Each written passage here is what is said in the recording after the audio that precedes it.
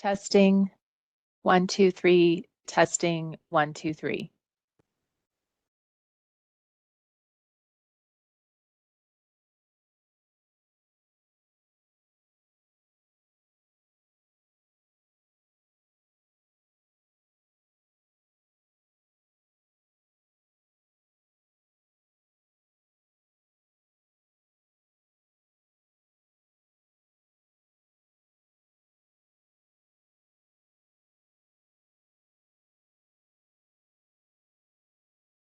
Testing, testing, 1, 2, 3, testing,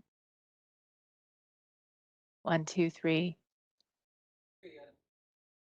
Loud and clear, Okay. Jennifer. Good. They can't hear me. I'm texting with Macy and they can't hear me. Gotcha. But it sounds like now they can. But we can't hear them.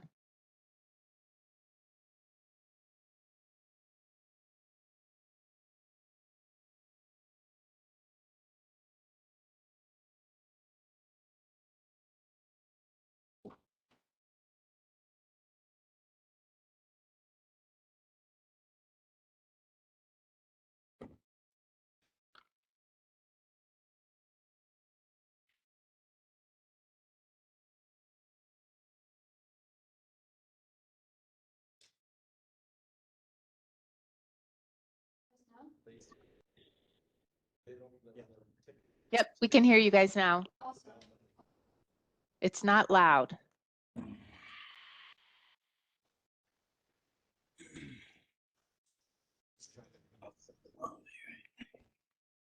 Is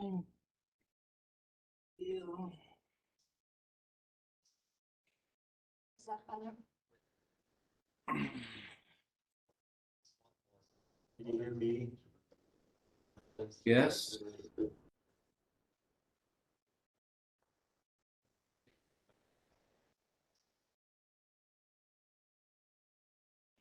Right.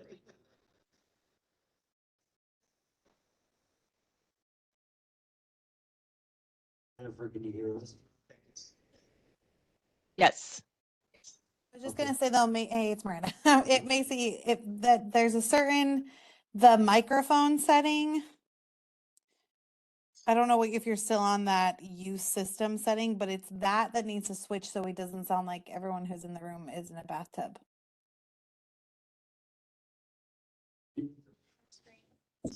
So I have. Do you want to send me a picture? I mean, you could probably get started, Billy, and we could still work out Macy. I could work with Macy on resolving the sound issues. Why can't everyone out there hear us? It's just you're gonna be really quiet for those of us online. What's that? It ends up being really quiet for those of us online. There's a lot of people online. There are a lot of people, yes. Macy, will you send me a drop down picture? If you click on microphone, it set it as a drop down. So I can see what the options are there.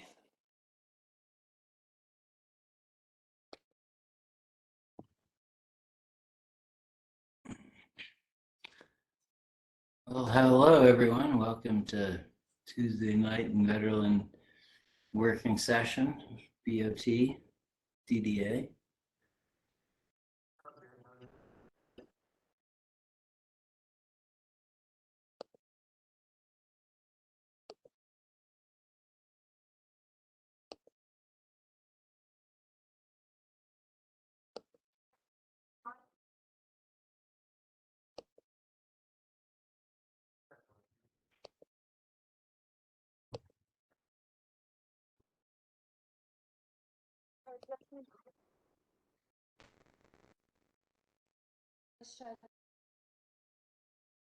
Okay, what about now? Can you guys hear us online?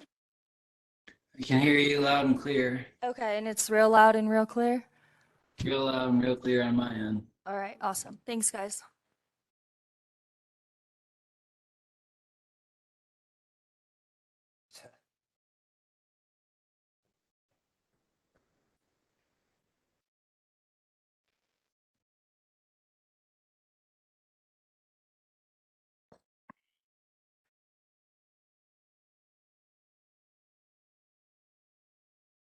All right, hi everyone. Welcome, and we are going to enter in it right now. It's 7:19, and we are starting this work session, a joint work session with the BOT and the NDDA.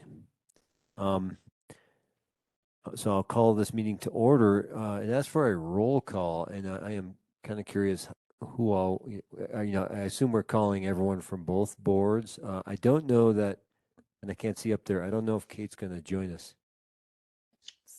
I I did receive a message from Kate Yeah, I did too. just a few moments ago that she was under the weather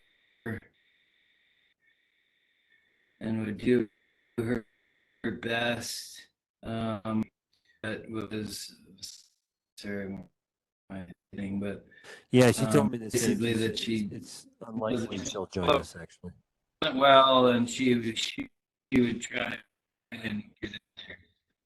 Yeah, I don't know how much Kate is actually going to be participating given her circumstances that she's going through. So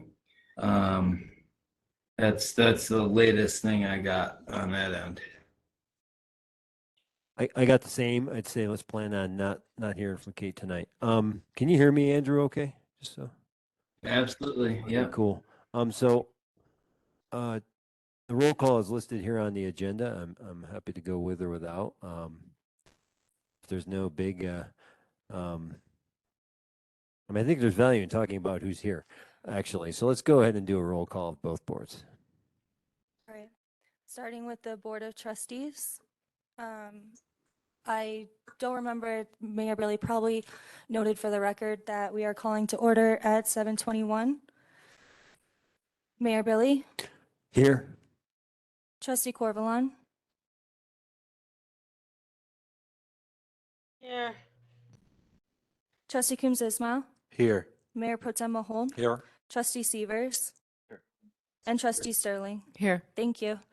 And now for the DDA, we have Barb Hart, Here. Angie Duarte, Here. Ron Mitchell, Here. Steve Roundtree, Here. Danielle Kraus, Scott Papich, Catherine Vallon. Here. Thank you. And let's note for the record that Steve Carew is absent, and so is Kate Massengale. Thank you. Thanks, I appreciate you. it. So tonight we have 5 discussion items laid out, just really kind of a general, digging into some things with the BOT and the DDA. So I think this will be fairly open-ended. I think Kate was going to start with this, but her and I had a good talk yesterday to go through things on the agenda. And first, we want to just talk about strengthening collaboration with the DDA and the BOT.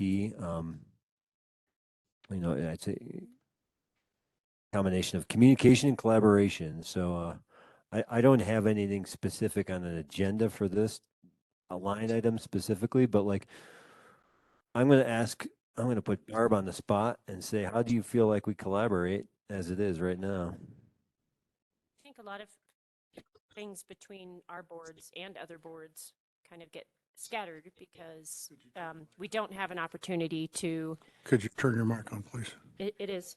Some of these mics you have to almost eat to be heard. I think a lot of times we are a little bit scattered because we don't have an opportunity to collaborate often enough. I attend most of the BOT meetings, so I always feel like I'm in the loop. Ron attends most of the meetings, so he seems like he's in the loop about stuff, but most of the other board members, unless there's something specific to the DDA, aren't attending. So when I asked for a collaboration, it was actually DDA, BOT, and other boards because we have so many things that we're doing over and over and over again without actually talking to each other. And if you don't attend all of the meetings, like some of us do, it comes as a shock when something's going on. So I think, that was the main reason we started asking. We really wanted to be talking to each other more about what we're doing here in town and how we can kind of help each other. Great, thank you. Who else has thoughts on that? I mean, that was including other boards, I think, is a really important point there. Especially if the BOT is the one that ends up making the hard decisions, like whether or not we're doing something at the end of the day. It would be really nice to see those decisions being made with comprehensive feedback from all of our advisory boards, as well as the DDA, on most of those projects and issues, especially when they're directly related to those sub boards kind of areas of expertise. So when things come before the BOT as an action item to approve or not approve, I would really like to see comprehensive feedback from each one of our, I mean, we have advisory boards, they should be advising, right? So if it has even a remotely related to ProSAP, I want to see ProSAP's feedback. If it's in the central business district, I want to see the DDA's feedback. If it's anything, I kind of want to see SAB's feedback, right, on the project, whatever it might be, whether that's DDA doing beautification work or ProSAP proposing a new trail through the central business district. Like, I would like to see comprehensive kind of laid out before the BOT in ideally the discussion item phase before we even move to an action item. I think too frequently things kind of get rammed through because we're behind and we don't actually have comprehensive feedback from each board. Hi, this is Tanya. I just want to say that feedback should probably be in like an email written form, because if we wait for every board to get back to feedback, things will take even longer than they already take. So, I mean, I think there needs to be a way for feedback to be happening more instantaneous than waiting for the next meetings, because it just takes too long. That's my opinion. I think that's right, Tanya, and I think part of the way that can be solved is through a more kind of precise scheduling of how we schedule all of the board meetings. Right now, they kind of schedule themselves, right? So chairs of boards schedule and set the agendas for their own meetings as they see the priorities as they are. But there's not enough kind of central scheduling where we make sure that we're lining things up on each other's agendas, right? And that's unfortunately something that would have to be done by town staff. But I still think it's really, really important that that be done so that we're not waiting interminably long, because what ends up happening too frequently, in my opinion, is things get kicked back to another board, right? So something from the DDA comes to the BOT, and then someone on the BOT says, I want to hear what the SAB has to say about this. Let's kick it back to the SAB. That, to me, takes longer than just it's already been to the SAB. We already know what they think. That's what I'd like to see. I mean, another alternative is that each one of us as liaisons are looking ahead in the schedule, seeing what's coming, and taking it back to our boards and saying, hey, is there a potential that you'll have feedback for But the this? schedule is just not that far out right now. Like, I can't look No. at ProSAP's schedule 2 months from now. I have no idea what it is. BOT's schedule.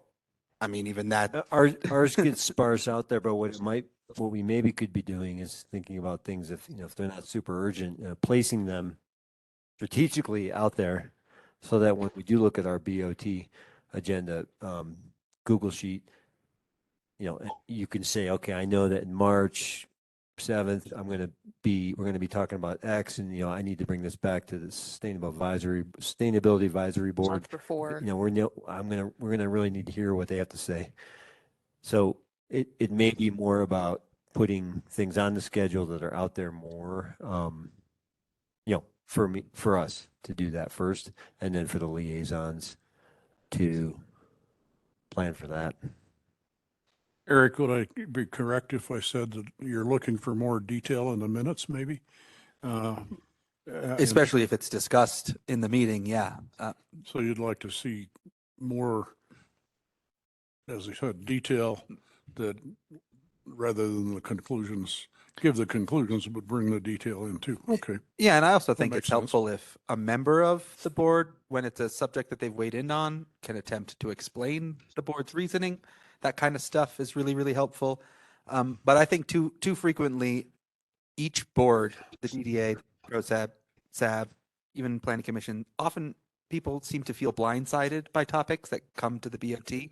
Like I hear this all the time, right? Something comes to the BOT and I get a bunch of emails or text messages from people who are like, we didn't even know this was going on. Why didn't they consult ProSAB? Why didn't they consult SAB? What's going on here? or vice versa, right? Like this happens between, I think, all boards. So I just think we have this thing called the Nederland planning process, right? But I think it needs to be streamlined a bit, for lack of a better, less corporate term.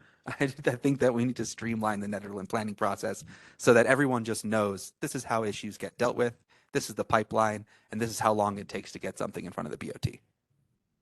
That's a really good point, Eric. But I want to say, like, there's not a specific way of doing things. Like, people will come to us that haven't talked to you about something that actually has to be approved by the BOT first. There's no reason for them to waste our time coming to us and explaining it when it hasn't even been vetted. And it would be really nice if there was an overall process that all of the boards could follow for that. We're not going to listen to this until the BOT has approved this or at least heard about it, because we have a lot of that. We have a lot of, like, hey, let's do this, and get sidetracked for 45 minutes. And it's not something that we ever follow up on because they never even go to the BOT. Like, there should be a standard way of doing things for all of the boards so that we're not scrambling from board to board to board. Everything that's happening, like for us, stuff that happened with ProSab down at Gercio Field. We have our eyes on Gercio Field too. We have money to do things on Gercio Field. And then we're like, oh no, you can't do it because we've already done this. Nobody told us you've already done this. Like, the lack of communication between the boards it's amazing to me that there's not more communication between all of us. And I can go to the BOT and I can go to the DDA, and sometimes I can log into one of the other meetings, but I can't attend 17 meetings a month. Exactly. So there should be some, if it's the liaison from the BOT, or if it's a liaison from the board that's attending these other meetings, or if our executive director should be attending these meetings, or our chair, like, we should know this so that we're all on the same page, because essentially we are all volunteers. Indeed. And going to that many meetings is just, it's impossible. Now, that is part of the issue, I think, is that we can't expect volunteers to go to every one of these meetings, right? It's just not reasonable. They won't do it. Not to mention, there's super high turnover on the boards already as it is, right? Like, so many ProSabbers weren't on ProSab 2 months ago, like this is how it goes. So I think we need maybe a more permanent solution that doesn't rely on the board members themselves to make sure that the process is being adhered to effectively. And that, to me, it basically has to be done at the staff level, the town staff level. So we need to formally designate a process for how things get on each other's agendas, rather than them just popping up kind of out of the blue. Eric, I think that's very insightful. I've been around a long time. I've probably been to 200 board meetings in the 60 years that I've been around. Every time, there's always somebody that screams at the last minute, I wasn't consulted, fraud, you've done this underhandedly. And so I really support that idea. And you can, if we can put it in place and make it work, because I've watched this go on and on and on, not for years, decades. Yeah, if agenda items have to be vetted centrally, and they are placed on the appropriate agenda for the appropriate board in the appropriate order, I think that makes more sense than everyone just setting their own agendas in parallel and never actually knowing what each other are doing. So can I offer a couple of thoughts on this? Rick, you said something earlier that struck me. Yeah. You might really have to put, Turn it on louder. you might have to put your mouth right to it. How about now? Yeah, you're have to, You're going to have to kiss it. Yeah. Okay. Eric, you said something earlier that hit me, and that is a more centralized process, or streamlined is the word you use. The thing about, and I think that's probably true, but in pressure testing that idea to the extreme, I also know that if the different boards are forced into something that complies with everybody else, then the next thing you get, because I've seen this in other organizations, is now the different boards don't feel like they can do what they need to do because they have to do things the way somebody else wants it done. So I think we have to allow each board to work the way they need to work, but keeping each other informed is, I think, the crux of this, right? So what I can tell you, what my experience is when I have to go out and find information about an upcoming agenda or what has happened, I get a little bit hesitant to pour through dozens and dozens and dozens of pages of stuff. And so, and I see a lot of nods here, okay? So if, I think that information has to be there because we need to get the detail. We need to know what happened or what people really think or what a position is. But if there was a way that we could have a central location that says, yeah, here's the different boards, here's what they've met on, here's what their agendas are upcoming, and have just a summary of what the issues are. And I don't mean three paragraphs of summary. I mean 2 or 3 sentences at most on what the central issue is. That would help people go through information quickly and know what they need to focus on. It does require that somebody, though, summarizes all that stuff. But I do think it would be searchable, it'd be fast, it'd make it more likely that more of us would go, and we'd look at more material in the end. I have a quick question. Miranda, I know you're on vacation, but are you listening? I'm Happy to here, interrupt your yep. vacation to ask you, how does, I mean, what's the reality of something like this sound like to you? Sorry, I was multitasking. I am here though, so will you repeat that? No worries. So we're talking about this idea of central scheduling or kind of streamlining or better Can I coordinating jump agendas in? between boards and commissions. And I'm just, and what it was said before, and I think it's true, it would ultimately probably fall on town staff who work, who are involved in all these agendas ultimately, or Yeah, all these so meetings. I What's had your thought? mentioned, and I know Andrew, you want to go, but I had mentioned to at least the DDA, and happy to do it with SAB and ProSAB, is to use a forecaster like the BOT, where the only editing authority is with town staff and the chairs, and then all other representatives can view it.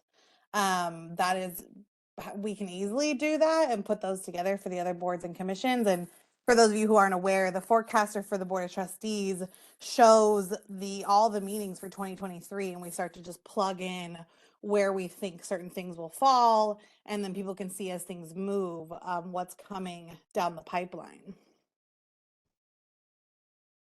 Everyone can see?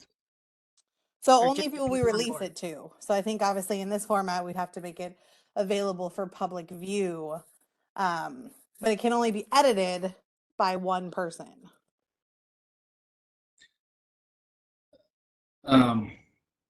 Thanks, Miranda. Can I kind of jump in Yeah, go for it, Andrew. and ramble for a couple minutes for what it's worth?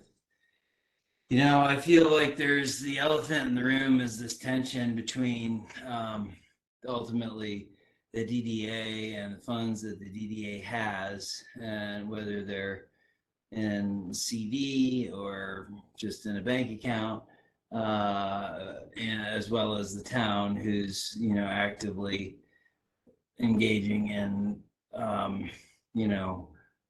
day-to-day operational costs as a town. And I think that hearing and knowing and feeling over the last couple of years that there's a couple different layers of this onion, and some of them are like big picture capital improvement layers, and some of them are kind of medium things that everyone in the DDA believes will benefit the DDA generally, if they voted that way. And then there's kind of lower tier things that are sometimes up for grabs. But above and beyond all of that, one theme that I heard earlier on is like, to have that person that can, make the notes, make the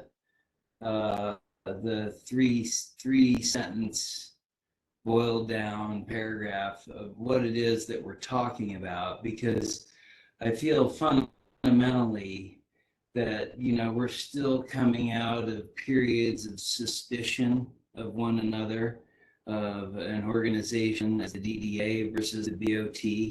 And I don't want to feel that way. I would love to like everything feel happy and, you know, connected and plugged in all the time.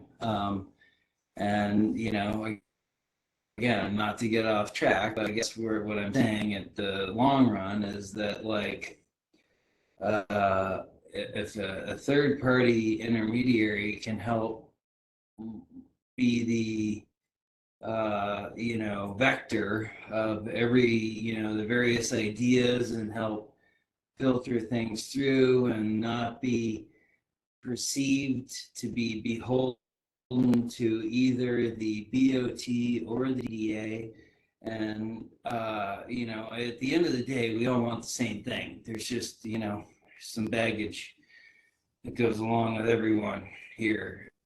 And, you know, I think the sooner we can kind of just not take a nod to that and move forward and listen to, you know, the people that pay the taxes and the business owners and help plug into gaps in the BOT, you know, that's, I don't know if that sounded too idealistic or not, but, you know, that's kind of what I feel. So a third party organizational management consultant, however you want to call that type of person, to help, you know, really get synergy firing between the BOT and the DDA would be worth its weight in gold. Given that we're sitting around here and like, oh, what do we do with this next $500,000? We're going to put it in the bank and we will make interest on it. But it's like, why isn't this going somewhere else where it needs to be? And, or maybe we need, you know, 1.5, I don't know, but it's just like, you know, I trying to just give voice to what I see is the elephant in the room, and you know, the best thing that we can do, and you know, said it in a maybe slightly different roundabout way than I did, but you know, if really what we need is a third party in addition to amongst ourselves, because we each have obligations that I don't mind stop. There's a line that stops the central business district that I can't go. I'm not supposed to look or talk or think anything beyond that central business district. So, you know, like that's the confines, not that I can't think about it, but you know, the confines of my mission operation is what within the central business district can I do and help and use these funds to help better the people that pay into that fund. And, you know, sometimes it's gotten muddy, very muddy over the last 5, 10, 15 years. And I think, you know, as we clean it up and be, you know, just coming from a place of like open transparency, you know, that's just the place to start. And everything hopefully will fall into place, you know, coming from that angle. It's like if we're open and transparent and for our missions, you know, I mean, I'm not saying we can't screw it up, but it would be a lot. Andrew, can I It ask seems you a like we question? should be. Are you imagining like a third Yes. party, like a third party who's more of a facilitator, intermediary, or more like a third party who's I a think we documentarian note taker? Well, I think in regards to financial, so I didn't kind of like say another part of this is the financial elephant in the room, which there was a divorce, in my opinion. Rita can also speak to this. And I would ask for feedback from other members of like the DDA funds and the town of Nederland funds used to be a little more commingled than they are now. Now they are not as commingled. You know, for I'm using that as a broad term and not implying anything, just that there's two separate sets of books now when there may have been one, my understanding.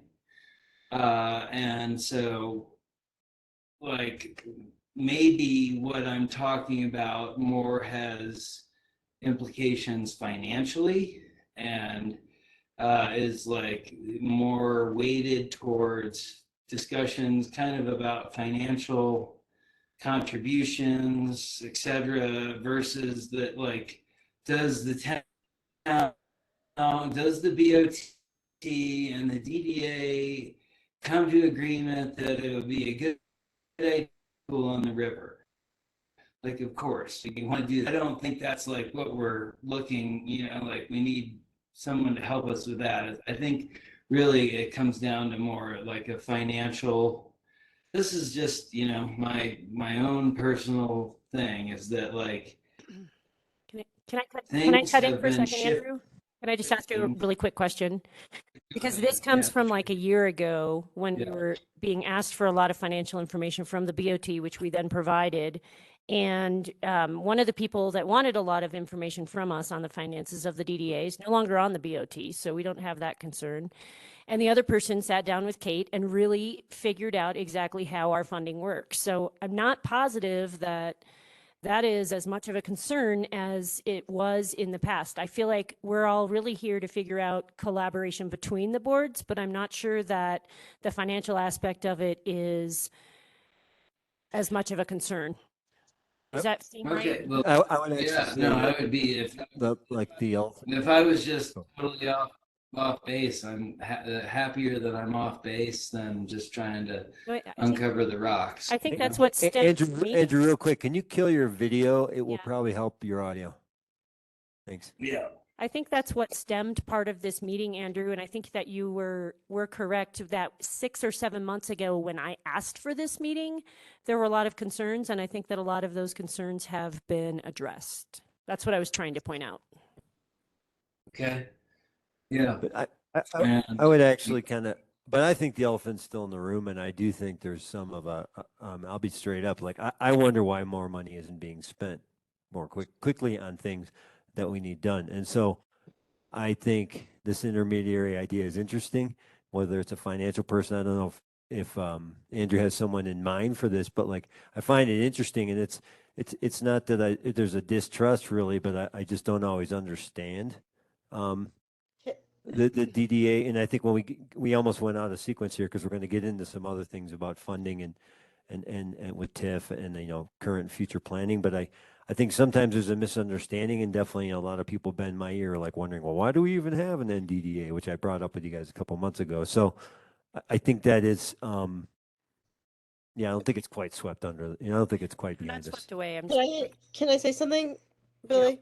Yeah. I think the money is there. The problem is the BOT, if there's something you want to spend the money on, we need to have it go on the agenda, our agenda, and then we say at the end of our meeting, okay, let's take this to Kate, get it in an AIM, let's put it on the DDA agenda, their agenda, where we request $100,000 to do blah blah blah, and then they have to, and correct me if I'm wrong, Barbara, would then discuss it, and if it were to be approved prior to the next budget, it would have to be a supplemental budget, or it could be like, okay, this is something, if it can wait, to put on next year's budget. Isn't that kind of how it works? It's not that tricky. And it's just, you got to come to us as DDA and say, hey, we've got this idea. We talked about it. There's an aim on your agenda, and I'm going to be the spokesperson for the BOT for it. And here's somebody from Public Works to advocate for it. And then most likely it'll get approved. And then boom, bam, done. But nothing comes. And so this is why the SAB covered has a bridge came. project, ProSab has a project. Instead of hemming and hawing, write the aim, get it to DDA, and put it on our agenda. If it's not on the agenda, we can't just come up with stuff. And we're all volunteers too, and we're not going to like just sit around and come up with ideas to spend money if we can't follow through on it. So it's really like, if there's something that you're like, we need in this town, and we don't have the money for it, but the DDA is hogging all the money. Well, get it on their agenda and ask them for it. And I mean, it's not like we're all friends and we're all part of the same team. We all want what's best for Nederland. It's not rocket science, and I think that people just need to move faster. Just talk about it, get it on next month's agenda. Let's approve it. Now you got the money, go do it. That's my opinion of it, and maybe I'm oversimplifying it, but I actually think it has worked like that pretty much the entire time I've been on the BOT. I mean, not like that in particular. Really, the way that it works is it comes from town staff, right? Like, it doesn't come from members of the BOT. It comes from town staff, where town staff says, "Hey, we're gonna apply for this big grant, like the TIP project, right? We're gonna apply for this huge grant. We need matching funds.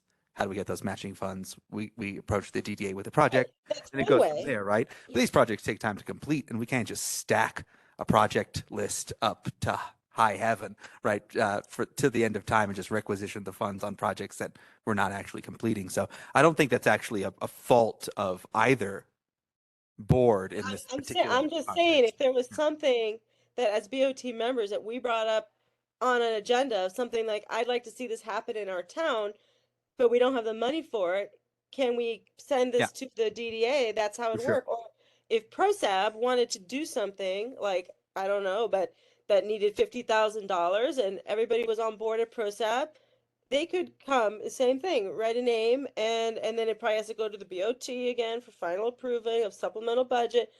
But the faster it gets there, within 3 or 4 months, it might actually happen, but it's a lot of talk, and our agendas aren't that thick. It'd be nice to see more stuff on them. And all the different boards, so back to all the different boards, if the money is the issue for a small project, obviously it's not never ending till of money, but it's a bit of money, they should never hesitate to come to the DDA. And maybe that needs to be if it's in downtown, obviously, if it's it's got to be downtown. But yeah, that's my take on it. Also, with the past conversation, I think just when I read an agenda of a meeting, it gives me a really good idea of what's happening, to know if I need to pursue something, if something's like, well, what's going on? Everyone's like, how do we summarize things more? Well, kind of the agendas, in my opinion, are the summary of what's going to be talked about. And if something piques your interest, then at that point, click it. And if it really piques your interest, then join the meeting. But it does take some initiative. We can't be spoon-fed information. You have to go look for it. And obviously, we're all volunteers, but town people, we need to let them know all this information's out there. It's on the town website. We could be more proactive and post it more on Facebook or whatnot, but the town people who say, I was blindsided, they're not looking or trying. And it needs to be put out there that just read the agenda. It was on the agenda 3 months ago, and now it's on 2 other agendas. That's my take on both those topics. This is Rita. I'm town treasurer, and I just wanted to share what it's been like since I've started working for town and the NDDA and the projects. So really, the NDDA comes up with some projects, right? And then they come before the board for approval. And once approved, the NDDA has to go out. We ask for those funds from a third party, and for the past 2 years, and I think even before I started, that's most of the time they got the funds from the water fund. They then come to us with the resolution, and we pay the NDDA the funds. They deposit into their bank account. At that time, they are then able to spend those funds on those projects, and they within a month then pay the town back. Just to give you all an idea of how that's working. So really, I don't know what Andrew was saying as far as, I think there's always been 2 sets of books. Us as a town, we have to keep books obviously for the audit, and I believe the NDDA obviously also had their own books always.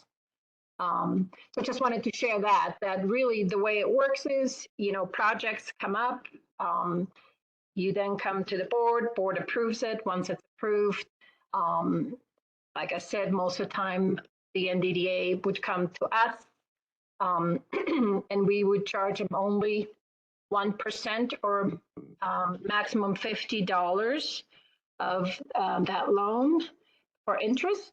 So that's probably why they've chosen to come to town for that loan. Hopefully that's helpful to you all. Yeah, thanks, Rita.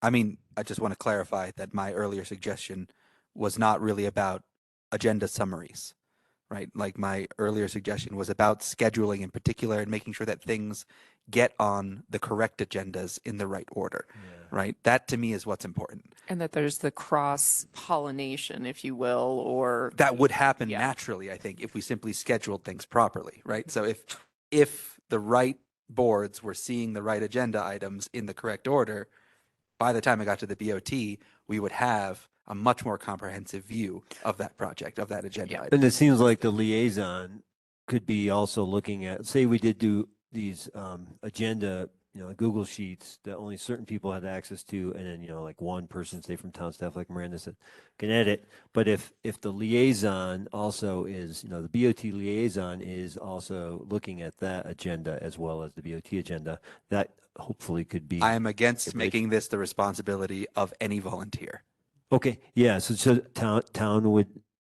I think it's the only way to do it right. They're the only people who know town procedures and the Nederland planning process are the people who are town staff that work for town. There's too much turnover on boards. And that couldn't be like Andrew brought up, some kind of mediator, some third party. That town obviously isn't quite play that role, but would there be value in? I wasn't thinking of it in those terms. Yeah. I just was thinking about process and procedure and making sure that it's obvious how we operate and it's clear to everybody. And we're not just throwing agenda items at people left, right, and center without really knowing who's actually evaluated it before and then constantly kicking it back to other boards. That to me is really inefficient. Like I would like to make that a more efficient process. And I think that the only way to do it is to have somebody who's in charge of doing that. Right. And that means funding the position. That doesn't mean like making someone who's currently doing a different job do that. That means funding. So we have an ED, so we have someone who, when Kate and I set the agenda with Miranda, I think sets a lot of the agendas with town and probably knows more of what's going on between all of the boards. But when we set ours, it's Kate and I setting it with Miranda's input, and she lets us know if anything's coming up for us that might affect the DDA. So I feel like we have a pretty good system in place there.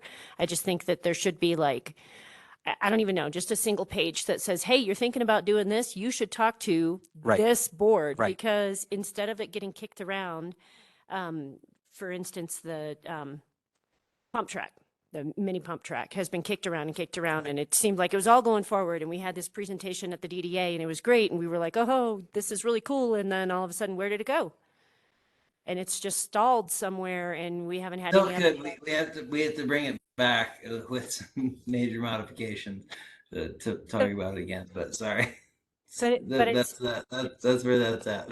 But there are bunches of those that happen. Like we hear about this, we get excited about something, and then we don't know what's happening for months and months and months. And BOT doesn't know what's happening with us with wayfinding, kind of sitting there right now, waiting for things to happen.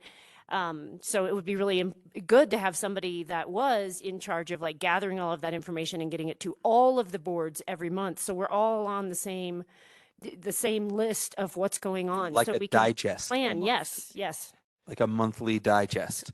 This is what's coming up, NDDA, ProSab, SAB, and this is how it all, and making sure that it does interconnect. Because I'll tell you, there are people on ProSab right now working really hard on the pump track idea. It's like a non-partisan newsletter update, I feel like is what we're after, however that is called or happens or gets together. I think that's what I feel would be beneficial.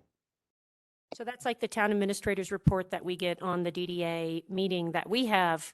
We get the town administrator's report as of that week, but then 2 weeks later, when one of the other boards meet, the report may have changed. So if there was like a once a month thing saying, these are the meetings that are coming up, this is what might be discussed at them. Any questions can be directed to this person. Yeah. It might I make think a difference in communication between all of us.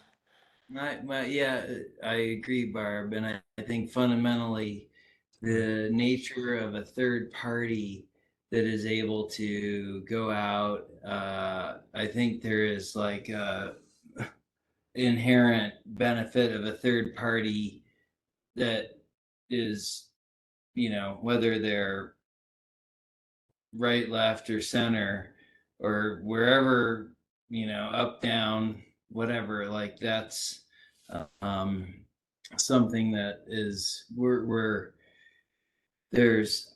I have found it difficult to get accurate information, from regarding any, let's just say, pick any garden variety situation, like, accurate information, and even at a administrative level of making decisions about budget, or,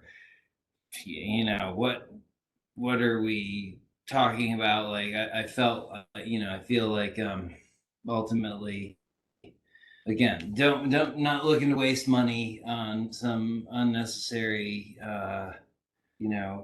third party, but I have also seen what the lack of just the ability, not only between one board or two or three, four, five, trying to come together and have broad, big umbrella organizational management to say, this is, here's our macro goals. Let's set our macro goals, and then let's talk about how, this is going to trickle down, and we're going to have an intermediary is,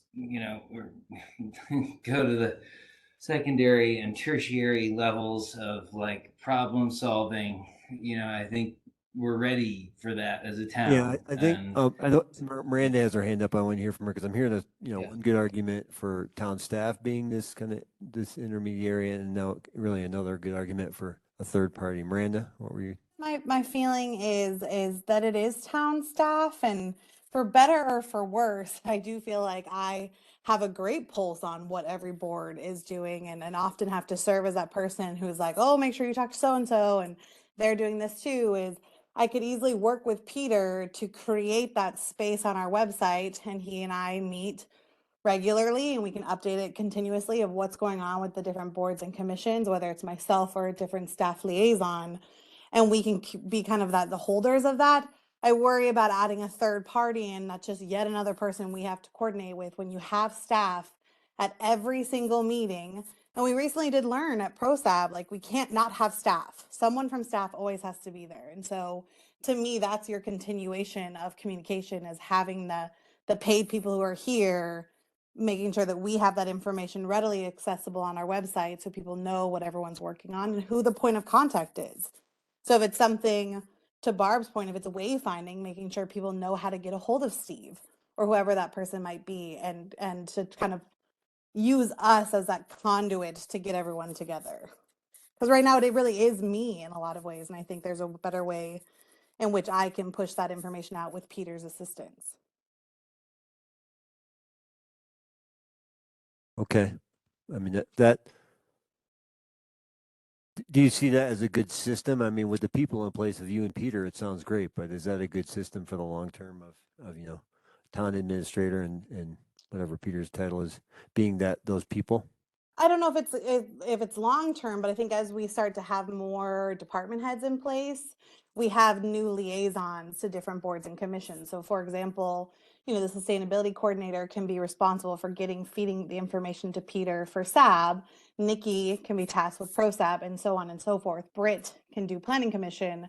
We have all these people in the right roles. So it doesn't always fall on me, but I can of course support Peter in reviewing it and making sure we haven't missed any components. And I also think it's really key at the BOT level that if we're putting something on our agenda, it has been everywhere it needs to have gone already, right? Right. So there's the scheduling piece of it. So there's one thing that, Miranda, I think you're talking about is the informational, this is potentially what's coming up. But then I think the request has been, hey, can somebody on staff be looking out for what's coming up and making sure that it's thrown over onto the other agendas of ProSab or SAB before it even gets to the BOT, so that we've got that information and that feedback from them. So we definitely can. So I set the agenda for Mayor Billy, who then verifies. So before we set something on the agenda, I can provide that confirmation to him that it's run through all the boards and commissions. I think historically where it gets tricky is like, we just don't know who wants to see what. Like an example would be rights of nature.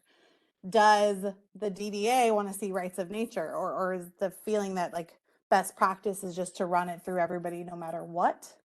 I think it would even be useful, Miranda. It would even be useful to me as a trustee if a board declined to discuss a To know. topic. I would like to know that they declined to discuss the why. topic. Okay.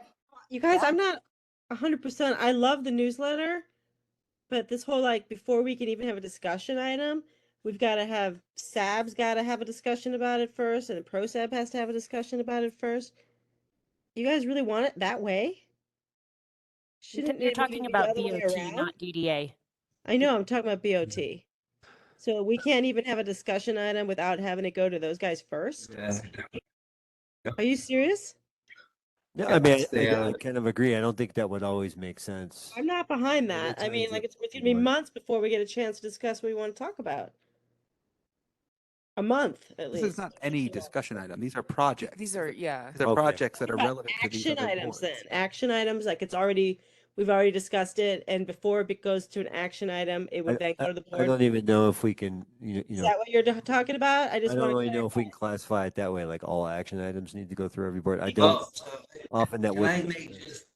just something I think I learned that I just want to share, and if I'm totally wrong, but they're actually agenda information memorandums, and there can be 3 or 4 different classifications of the agenda information memorandum, whether it's action, and Jesse's got his hand up, so like maybe he wants to check in, but there's like 4 different categories of agenda information memorandum. Sorry to get off track, but this has been like, people are like, well, what is a name? And it's like, well, it's well, what really is a name? So sorry to get us off track, but Well, that's all. yeah, I Thanks. do appreciate this discussion item. We have other things to discuss, so I do want to start moving along into those because they'll relate. But Jesse, go ahead first.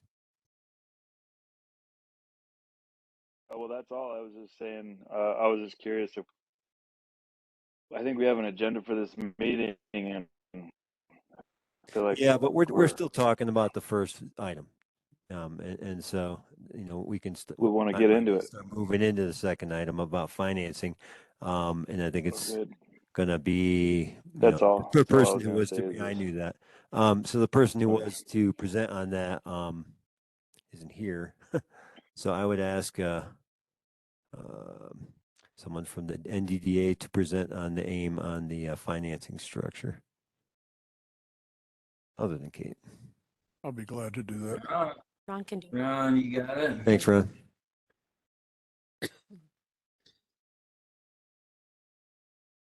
Okay, there's 2 ways that the DDA is financed. One is from a mill levy, which is for our operating costs, and the other is TIF financing. So let me explain the TIF financing mechanics and then the theory behind it afterwards. So in 2005, the business community got together and voted to form a district that was taxing itself for the benefit of that district. And then the way that thing works is that the tax base as of 2005 was frozen. Now, everybody that shared in that tax base, the school district, the county, the town, library, not the library, just to have their own, but the fire district, all still get the same amount of money as they got in 2005. But as values went up and as projects improved a lot of the downtown, theoretically, that value that goes up is also taxed. So that tax from the base tax of 2005 is the tax increment. In other words, it's an increment from 2005. As each year goes along, the increase in the taxes goes to the DDA from that 2005 base. And that's called TIF, tax increment financing. So that's for a given number of years, which is 30 years. So the theory behind it is that as the values increase, the DDA could borrow money and do projects at the onset of the DDA. That didn't happen with RDA. For instance, they could borrow the full amount right the second day after they got their charter from the state, borrow $3 million, build a parking building, and collect the revenues, and the revenue from parking and the additional tax from that building would then go to pay for the building. So then you have a parking building at the end of 30 years that's producing substantial revenue. At the end of the 30 years, all that revenue now goes back to those taxing entities and they get the complete thing. So the DDA has a 30-year mission. And once that mission expires, all of the tax increment goes back to the fire district, the school district, I think there's 8 different ways it goes, and the town is one of them. Does that answer the question of how tax increment financing works? Now, the mill levy is just 5 mills that comes as an additional tax. There's other taxes that the DDA could have tried to get, but didn't, in this case for this community, one of which is a chunk of the sales tax. And that, at the time, was considered, and it looked like it was just too much to ask of the community to sacrifice to the downtown area. And so we didn't ask for any sales tax increment, because the sales tax also goes up at the same time. So does that answer, does everybody understand? It does. Is it a 30-year agreement or a 20-year agreement? 30 years. We're halfway through now. We're right at the 15-year mark. Oh. So the DDA, instead of having invested a large chunk of money, because I don't think the management at the time, or before this, understood the theory of what to do, and no one brought forward a large project like a parking garage, because in 2005, it didn't look like we needed one. Sure. Okay, but the economics have changed, the traffic has changed. So smaller projects were taken on. Most of those projects were relative to the town. I'd say about half, and the other half were in the DDA district because of lack of knowledge of the specific targeting effect of the TIF money by the statute.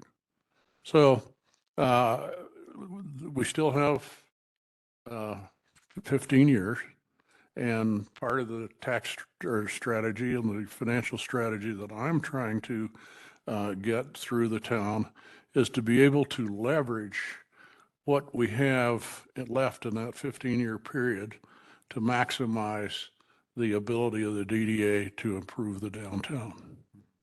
And Ron, would you clarify, so the TIF funds are earmarked for development in the downtown area, right? Yes, a survey was done by Lee Stedell, the county surveyor, with a boundary right around the district.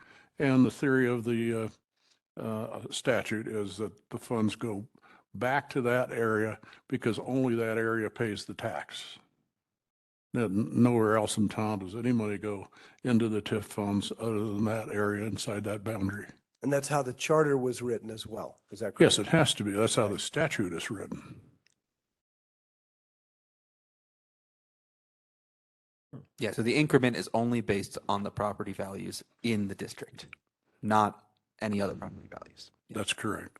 Increasing property values. Right. Yeah, only the increment. Above the 2005. Yeah, above the 2005. Let's just take a random property and say that property's taxes was $1,000 in 2005, but it was remodeled, it was changed, and now the taxes are $5,000. 1,000 goes to all of the original places. 4,000 goes to the DDA.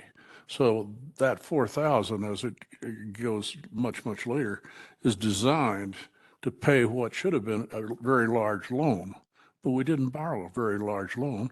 So now we've ended up with a huge amount of cash. And we can leverage that cash in various financial ways to double its value if we find a project that has income producing potential, parking garage, parking meters, you name it, that value can be extended for the benefit of the town in different ways, because that short 15-year period doesn't match up with the theory of how the statute was created. We just didn't do it right to start with, unfortunately. But we can still do a lot of good, and we can still create a situation that benefits the town tremendously.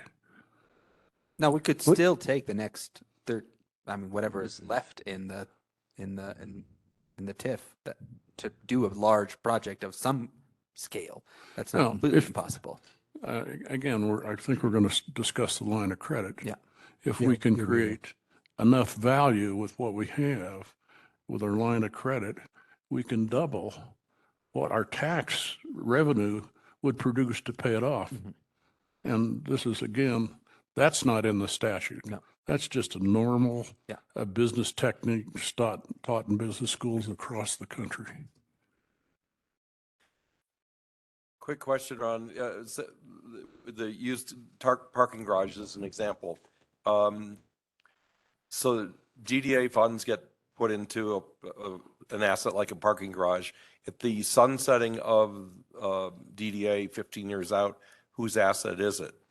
All of it goes back to the tax money. If it's an income producing entity, all of that would go to the town, the income from the asset.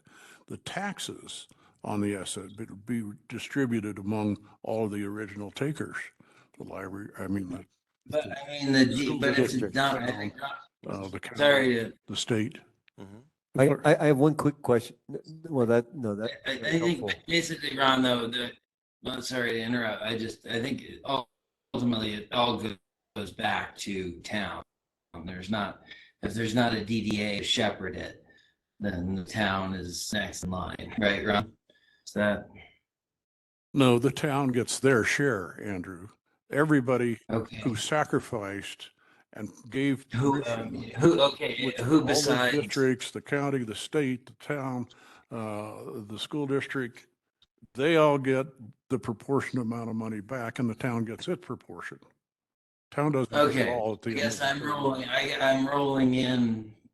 I'm sorry, the school and everything in town, into all the bodies that get the take. So that you answered my question. Thanks. So Ram, I have a quick question. Just I want to use your example to help me better understand the mill levy. So you got, something that was worth $1,000 in 2005, $5,000 later. Where's the mill levy specifically come into place in that whole accounting? How does the mill levy come into place? Yeah. It's just a different part of the statute that allows the DDA to tap money from the tax revenue base in different ways.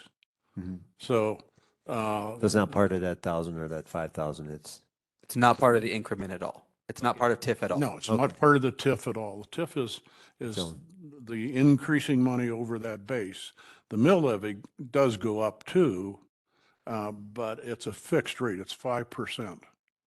So that's very different than the tax increment, because that varies every year differently. Right. If the values go up 20%, so does the TIF.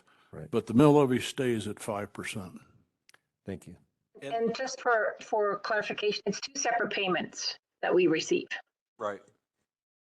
Okay. I couldn't understand that. Sorry. Rita just said it's two separate, she clarified it's two separate payments that we receive. Yeah, yes, we get two checks on a monthly basis from the county, and the county charges us a collection fee.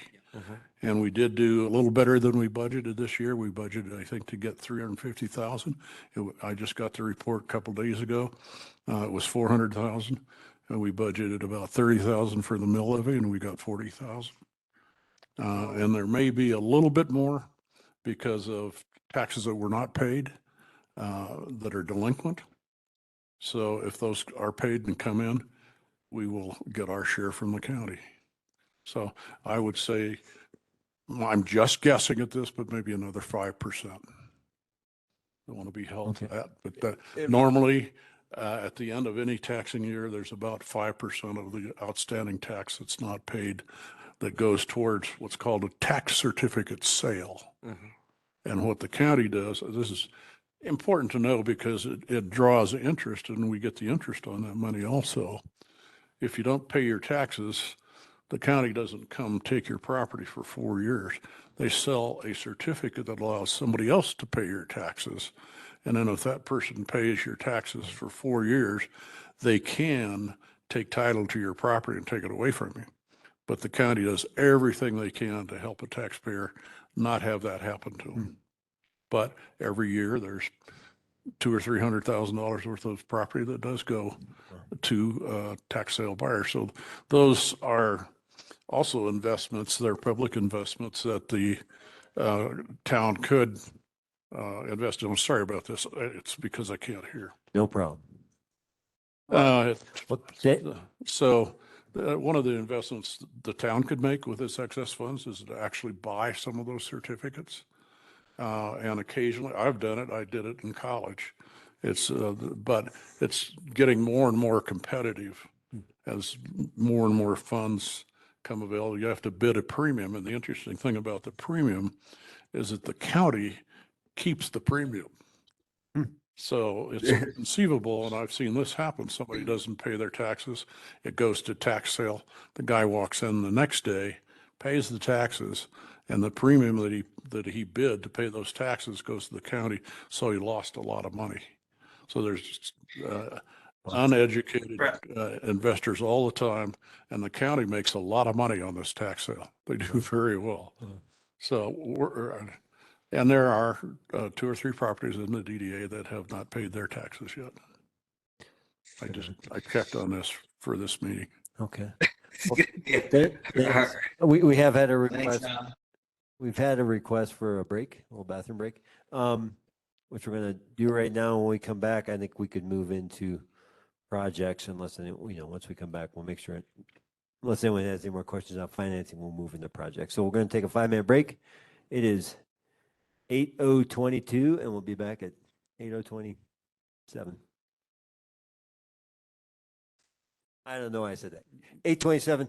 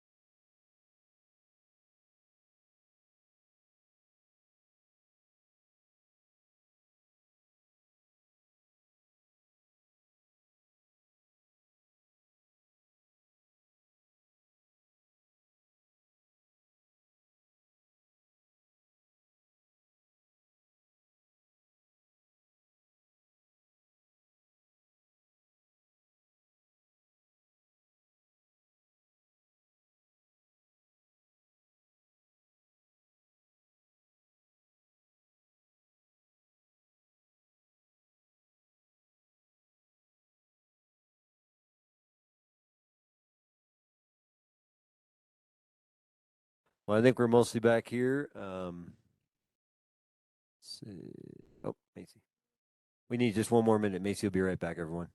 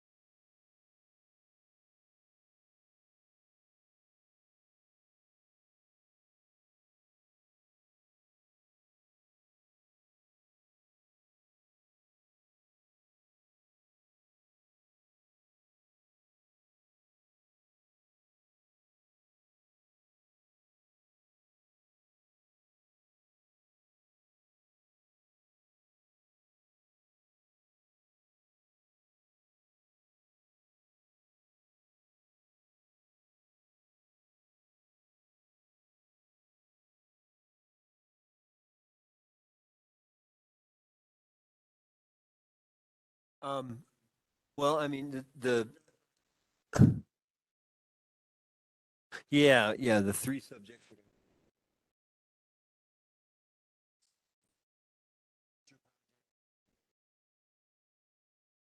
The back end parking.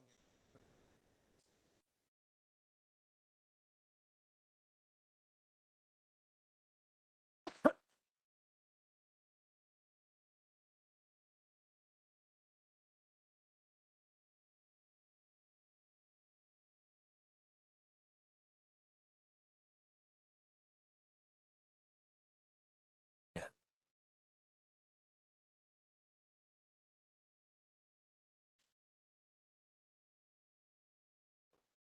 Yeah. Yeah, I think the main thing.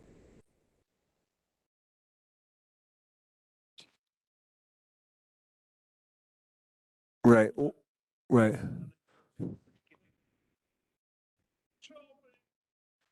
We'll cover on that. We're ready now, Macy, if you are. Okay. So everyone will get back into. We'd like to go into the third discussion item, evaluating the current status of NDDA projects and long-term plans for other projects. Apologize. Again, Kate is not here. If someone would take to the aim on page 13 and then kind of get us started. Is that this one? Barb, Yeah, I'll be page- glad to do the parking and if you could do everything else. So I can kind of go off this list. Yeah, Ron. If we can kind of go off this list on our 2022 Yes, projects. it is. Yeah, Beautification was complete in 2022. We have another beautification project happening right now. Kate is meeting with Judy, and we should have a proposal at the next meeting for what we're going to be ordering for flowers and how that's going to work for the downtown this year. Wayfinding is moving into 2023. Steve will hopefully meet when Steve Carreau gets back into the country and discuss that. And I'm not sure if that will come in February or March, but we are planning on seeing it this spring. Big Springs is complete. The last check has been paid out. The only thing left with Big Springs is a little side thing to put some kind of marker on the end of the curbs where people might be driving over them. Nederland Fire Protection District, IGA, that's complete. We give the fire department money every year. Event support we completed in 2022, and we're starting on 2023. Traffic safety support we completed. We have a little bit of funding left this year that we can use in 2023 that we didn't use for leaf peeping season. So we're going to get on that much earlier this year to try to find flaggers to help us with that. And Public Art has now completed 3 murals in the last 2 years, and they are looking at one big mural project, and that will come before the board tomorrow night. And Ron, do you have more from? Just exactly what Eric is talking about. Somebody is unhappy with the back-end parking. I don't know who. We'll get to that next. Right Oh, now, we're sorry. just talking about projects specifically. Yeah. Oh, And we'll focus on it. I don't have anything to add to what Barb said, no. And also the person that asked for all of that information is also no longer on the BOT. Is, All of what information, I'm sorry. The back-end information, the reason that it was brought to this meeting was because it was specifically requested by a BOT member that is no longer on the board. I'm cool with us spending time talking about it though. 'Cause, Good, yeah. where's the next mural gonna be? That'll be discussed tomorrow night. The building is the co-op building it's downstairs, like looking kind of from Crosscut. Yeah, That'll be nice. it'll be cool. Yeah, it'll be, tomorrow night we'll hear a lot more about that. Definitely come join us tomorrow night, Tom. Love the dinosaur. I'll be in New York. Oh, yeah. Great. Thanks for that summary. Any other things in your crystal ball to add to that as we look to the future? You know, I mean, that's really a wrap up of 2022. We hope that some projects come forward this year. One of the projects that Scott's been talking about and we've all been talking about is Riverwalk, and maybe we'll see some action on that this year. Hopefully we'll see wayfinding wrapping up completely this year.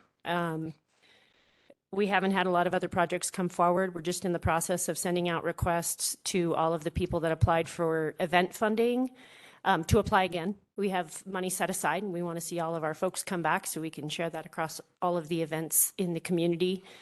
And that'll go out sometime between tomorrow's meeting and the next meeting. But there's also Covered Bridge. Covered Bridge is just sitting there. Covered Bridge is already planned and that's just sitting there. It's a town project. And so is the parking lot at the visitor center is kind of just sitting there as a town project, and they're already approved. We're waiting till spring. And the performance space, I'd say as well,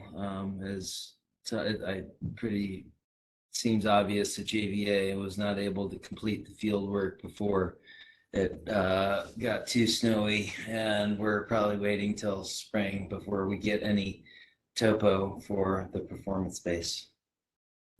I would like to comment about the Riverwalk, and the one reluctant party has been the co-op. So if there's a board member or somebody in the community that could talk to the co-op board and help us move this project forward, I would solicit your aid. Thank you. Do you know what that reluctance is based on? Could I tell you privately? Sure. With the microphone off. Sure thing. Well, all right, I'll tell it publicly. We had a DDA member that was on the committee to promote and get a Riverwalk. And the co-op has their own board, and they had some resistance, and they were trying to, I would think the majority was in favor, but there was dissension. This individual and the co-op, behind the co-op had a little place where they had a picnic table where they'd taken the reeds and put over it was shady. It was by the creek. It was really cute. Yeah. And someone went and cut that all down in a vindictive move. And that made the co-op board really mad, and I don't blame them. And that person is no longer on any town board. So that put a very sour note on the Riverwalk for several years. And I'm hoping we can mend that wound. But we need somebody to portray that to the co-op board. The co-op board, like most of our other boards, has completely changed. Sure. Thanks. I'll put my hand up to help with that if you need help. Okay. Do we know what the co-op's position is on this mural project? Are they in favor of that? On which project? The mural that we're talking about for 2023? Oh, they're very much in favor. That's why it's in front of the boards. Okay. Great. I think they've approved. I'm pretty sure. Barb, do you know any? It'll come before us tomorrow night. So as far as I know, they're in favor, or we wouldn't be moving forward with trying to get it all set up for an artist. So it's a really large mural. It's like the whole one side wall. So there's some relationship building going on right there, right? Yeah. Mhm. Let's use that. I to think build a fences are relationship getting with it. mended. I have a question. So I've had someone that's a member of the district, owns a business in CBD, and she I go, what do you need from the town? We just talked one day, and she's like, well, we need better marketing. We need more marketing for our type of business. We appreciate the carousel, the train car, those are great, but that's not the kind of demographic that really marketing doesn't do much for us. So kind of, I talked to Kate about this some yesterday about like more different types of targeted marketing in different directions for different demographics, for different types of business. Is that even a DDA? Yeah, so area or actually, no? Billy, we've been working on reimagined destinations, and that's been going on for several months. We had a big stakeholder meeting maybe a month ago. And they're bringing us some information from the meetings that we've been having, and they will be presenting that to us of what their ideas are. So that is definitely in the work. It's a town thing so far because we qualified for this grant to do it. Could it fall into the DDA? Yes. I've mentioned that many, many times to the group that this would fit right in with what the DDA does. So right now we're waiting on them to give us back the information from the tourism board so that we can figure out what the next steps are. But it is definitely in the process. Along those same lines. Oh, sorry.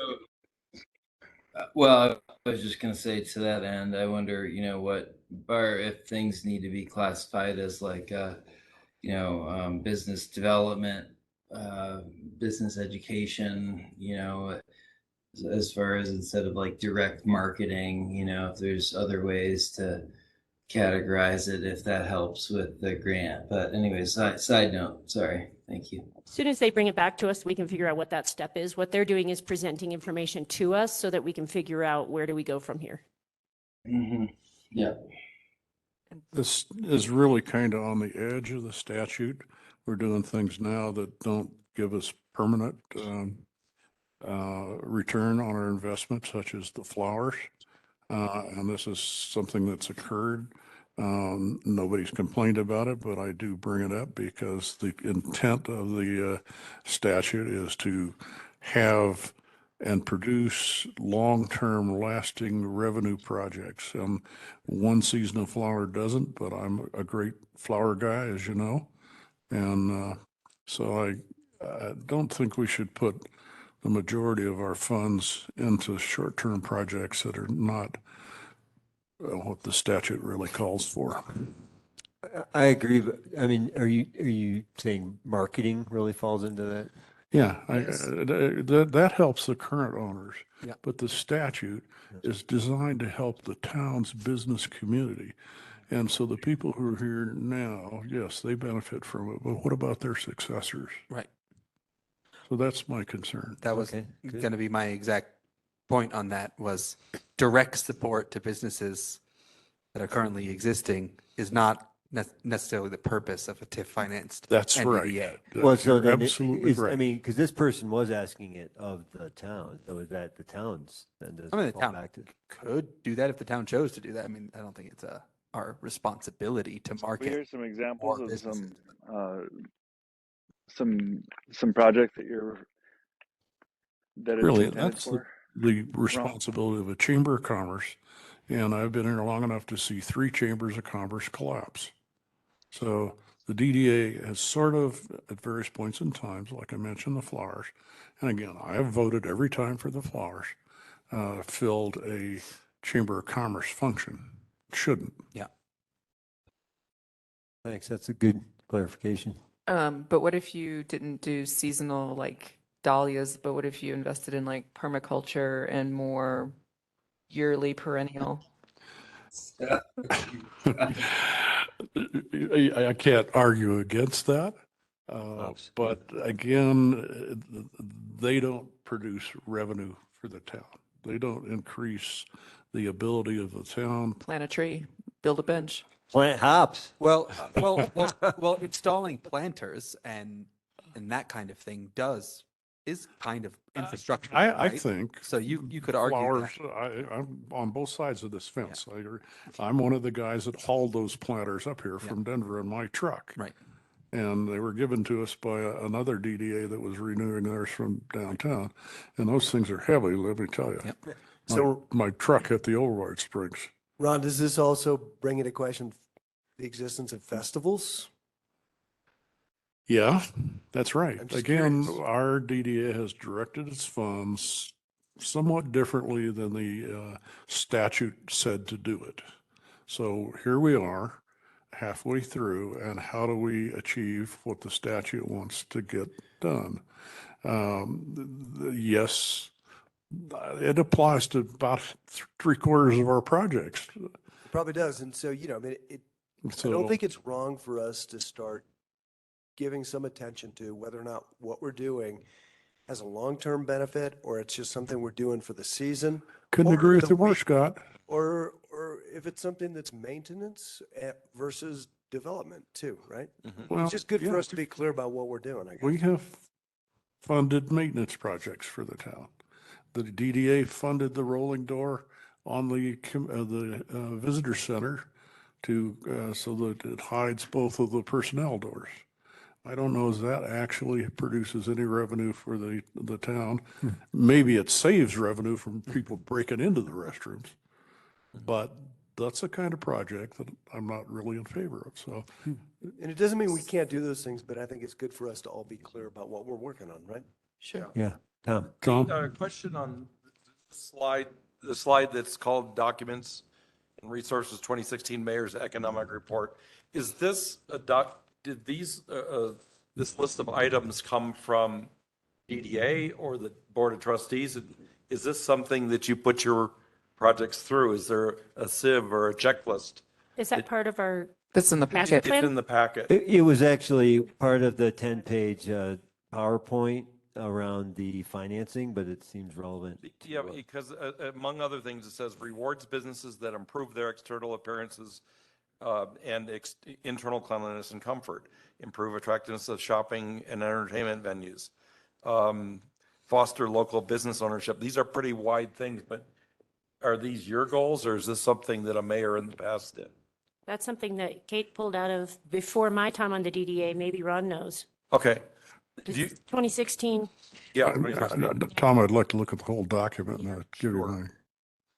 Scott, the same thing could be said as, for traffic control. It's labeled A through A, so it's hard to. Traffic control, it's a mess. We need to do something about it. So I agree. the board, I have one vote, and that's for projects.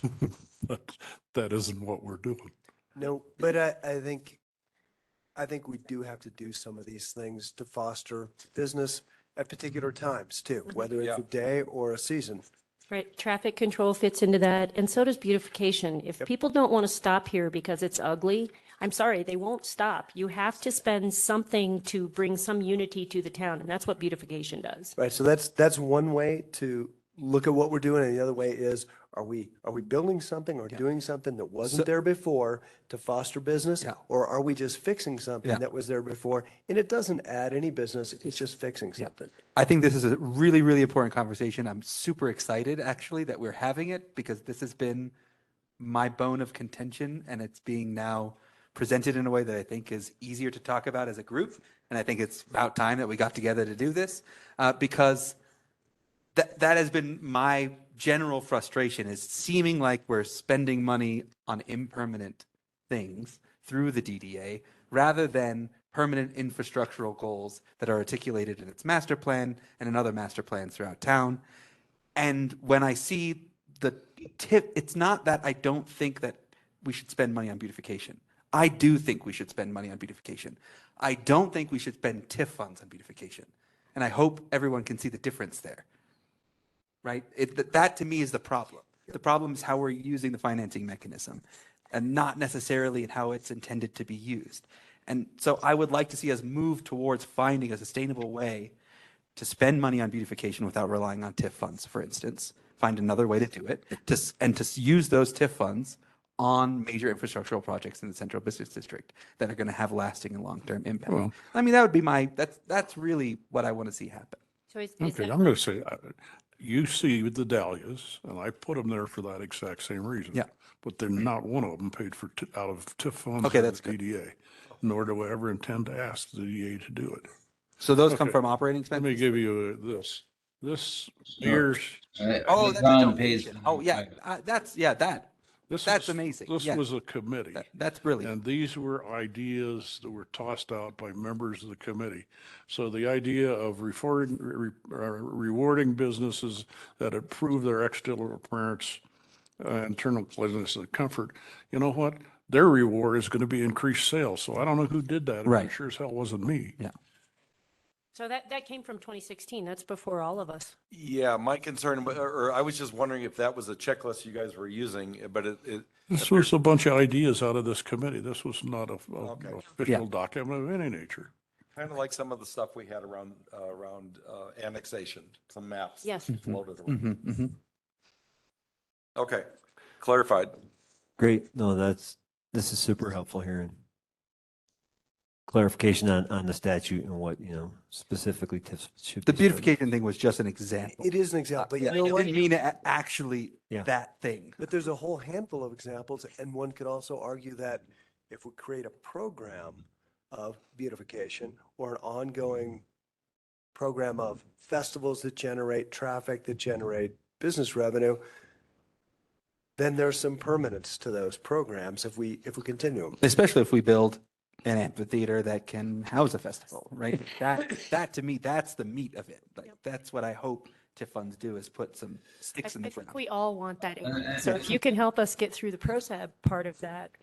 I mean, it's one of hard. the holdups. It's hard. There's a lot of. Well, Billy, I know you want to move, but I just want to add that when we do something one like second, that, Andrew. when we decide to real do something quick, that's Just one second, Andrew. when we do something infrastructural, just because it is infrastructure doesn't mean it's a great idea. Right. We still have to be objective and rational and analytical in the way that we decide that something is worth building. I really want to push that. Agreed.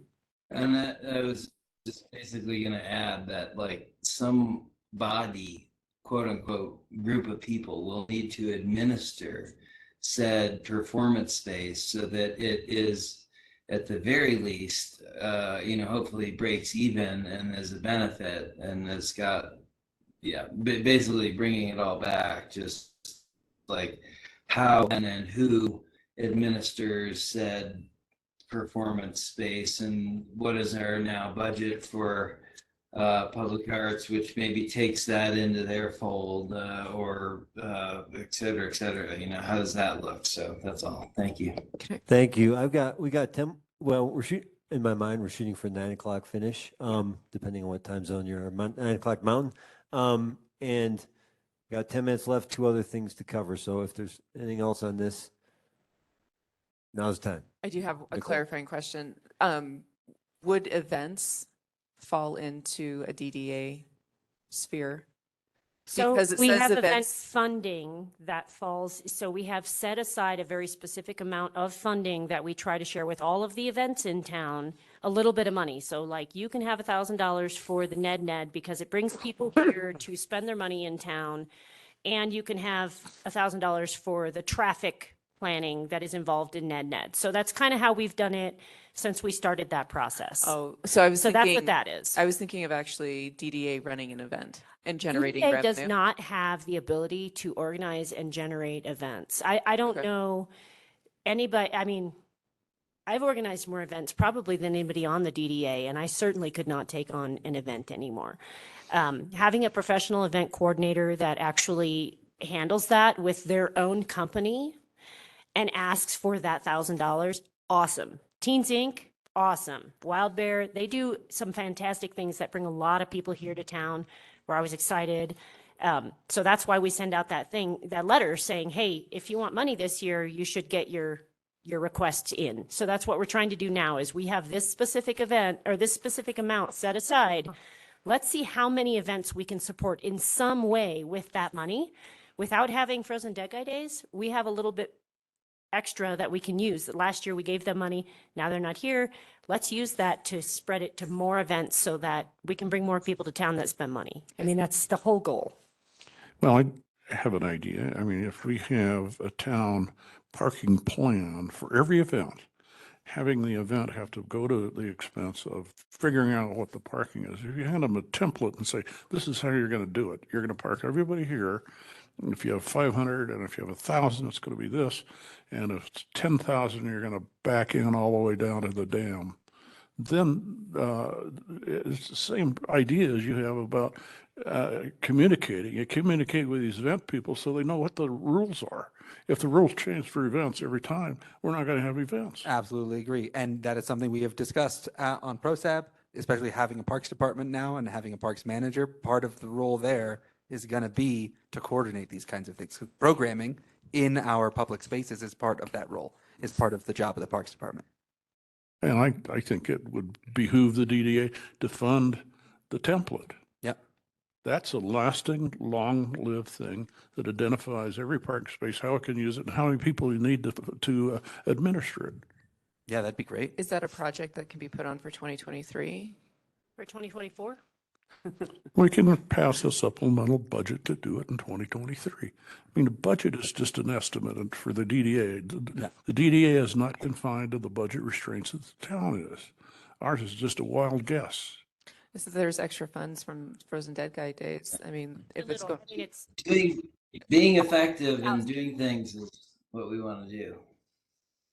I mean, for me, that's an infrastructure piece. I mean, that's an ongoing piece that'll generate income. There's yes. a lot of things touching on that. There's a lot of things touching Even that. generating such a plan could result in us identifying places to improve. Yeah. Exactly. Parking. Then the BOT should create something like that and bring it to the DDA. Because our volunteer manpower doesn't, Yeah, I mean, yeah, I know. So that sounds like something JVA has to be involved in and some other things. I mean, that sounds like a huge project. Sounds great, but Yeah. our volunteer, we're getting by with the projects we Well, have, you know? I guess Yeah. it's So it's on you. well, we just went through this process in SAB actually, where we identified like what's most important. Like if we don't obtain these 3 goals, like why do we even exist? You know, kind of a thing. We asked those really hard questions to SAB recently. And there were things that were on our goal list. We said, you know what? Not going to happen for 2023. It's not as important as these 2 things. Sure. And I mean, I would just ask every board, you know, to kind of go through that process and looking at your list and if something could be replaced or whatnot. I know it's 2023 already, but we went through that process, even though it's 2023, and said, that's not going to happen. We can push it because something else is really important. What exactly are you guys proposing? We're talking about a template for parking, are we not? The parking plan, a parking template. Wasn't the planning commission been working on that? I haven't heard boo about that since like August, but No, so didn't- this would be this specifically an events template for parking. If you're going to have an event in town, this is how these are the available places for parking. For this size event, you have this parking plan. For this size event, you have that parking plan. I feel like we have that. Do we, every event has to turn in a parking. They plan. turn it in themselves, yeah. So you're saying the town is going to come up with. The town could kind of templates say, for- this is how it works in Ned. Okay. You want to Not have an hands event if scene you- here, this We is how it did works. that huge parking survey with the DDA as well, like 10 or 15 years ago. And it was all mapped out. This is 2 spaces here, 3 spaces here, so that could be expanded on if it can be found. Yeah, I think that'd be great because we've had the problem in the past that I've seen myself where folks who are running events say they're going to come up with a plan and it falls apart. It's because they don't have Yeah. the expertise. Expertise, yeah. Exactly. we can't make parking that doesn't exist. We have what we have. Can't create parking for 10,000 people. We only have 1,000 parking spots. But even with 1,000 people or 5,000, right? Like what's the template and what's the plan for 1,000? Here that is. What is it for 5,000, right? That requires more land in different areas. But at least if the town, being the experts of who we are, can supply that, that makes a lot of sense. The estimate for Frozen Dead Guy Days was between 20 and 24,000. Yep. During the coffin race, when there was no traffic and everybody was watching the events, I was driving around town counting every single car in town. And there were, I think, Tom, I told you, 5,700 cars parked, and there was still good traffic flow. Matter of fact, it was great because there was nobody going into it. They were down watching the coffin race. So that's 5,700 cars parked with a 20 to 24,000 people here. It could have been better. Yeah. Could have been much could have better. been better, yeah. Because it was helter skelter. Right. People were just If grabbing it their was cars and wherever organized, they could fit and, it. and you had enough parking attendants for the first 3 hours, and that's all you needed was the first 3 hours. It would have been even more successful in terms of. Yeah, and parking. instead of So- having events planners spending money making a parking plan, they could be spending money on parking attendants instead. Exactly, and that's where our traffic flow, and the reason we put 30,000 in the DDA budget was to try to help the town solve some of these problems. Because boy, people really get mad. If traffic is moving even 1 mile an hour, people don't get anywhere near as mad as if they have to stop for 30 seconds. Yeah. It's just human nature. Well, thanks. Hey, Barb, how long did it take to get this meeting on the docket and what? 7 months. Do we I've want? actually been asking for over a year. It was 7 months this time from when I asked for it. And the stuff we were discussing back then is like either already solved or whatever. So what are you guys doing in September? Yeah, we could do this like at least quarterly. We could do this It quarterly. probably makes sense. It would make sense I think for, we'll think 1 to 3 issues and just blast through it. yeah. I would be really excited for that. I've been asking for a long time. My quarterly would probably be plenty. Yeah. Yeah.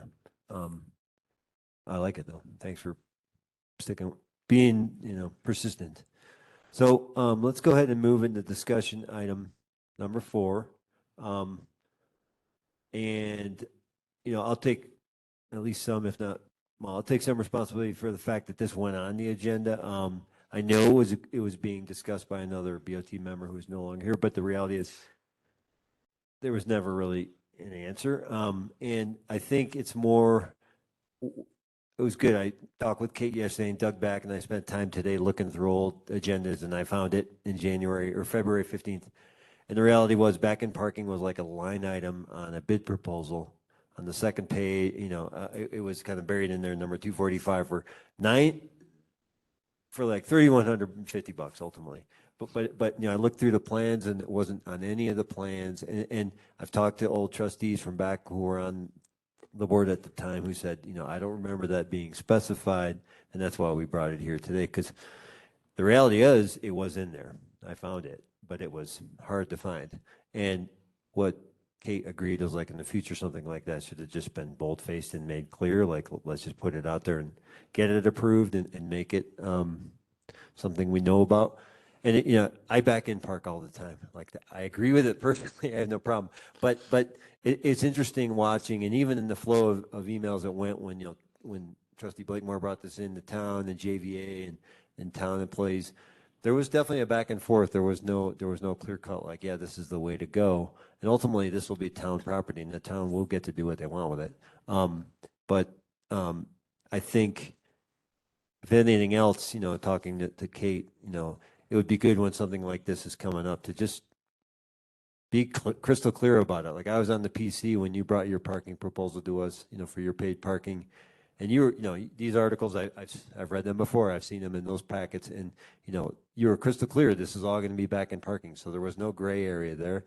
But this, I would say, just having talked to trustees who were on the board at the time and aren't now, that people felt like they didn't see it, and all of a sudden there were signs, and there are people complaining about them, and so I don't know where we go with it today, but I did just want that to be something that was made clear. Right on. Well, I want to make. Can I add in something? Go ahead. Real quick. Is that I remember the meeting, and I'm also familiar with Ron's desire for back-in parking, which is not new or novel in any of his endeavors. And he has his own personal reasons for that, which he can share if he chooses to. But, and thinking about like, at the end of the day, if there's safety studies that show that, life safety is improved by doing one thing versus doing another, to me, life safety trumps everything else. It's like being a builder and, fire sprinkler code or stairs or doors or whatever. So I'm not saying that, there's tons of equal comparable literature about back in versus nose in parking, but it's like, I did hear about it at the time. mainly because I was probably aware and have been in the town long enough to see Ron signs and know that he is very much a proponent of back in parking. So this was not a curveball to me, and yeah, I guess I'll leave it at that. And it also, I personally feel like everyone should be able to back in a car, especially if, we got two sets of cars that are backing towards each other on a street. That's I've witnessed it. My office is right above it, and I see that 75% of the people back in and have no problem backing in, and that's if not more, and so that's just where I'll leave it. All right, I understand. realize People do what they'll do. hindsight's always 20/20. I want to add something real quick. Actually, Ron, let's go ahead and hear from Ron and then Okay. on you. Well, I'll try to be as short as possible. Yeah, I'm a back-end parking, and I presented to the board members individually. I shoved it down their throats is what I did. And it didn't come out in a spectacular form, and there's a reason why Andrew said, so I'll share it with you. In high school, my girlfriend was killed. She died in my arms in a pool of blood because some guy backing out of a parking place killed her. And so when go ahead, somebody else. Sorry, Ron, I had no idea. I hate to follow up on that, Ron. You've told me that, and I think about that a lot now. But in Big Springs Drive in particular, I live on that street up in that neighborhood, and I'll be driving down that street, and cars in the shopping center will be backing out, like literally into my car, like all the time. I'm like blaring my horn. They're not, they think they have the right of way, maybe, or I don't know.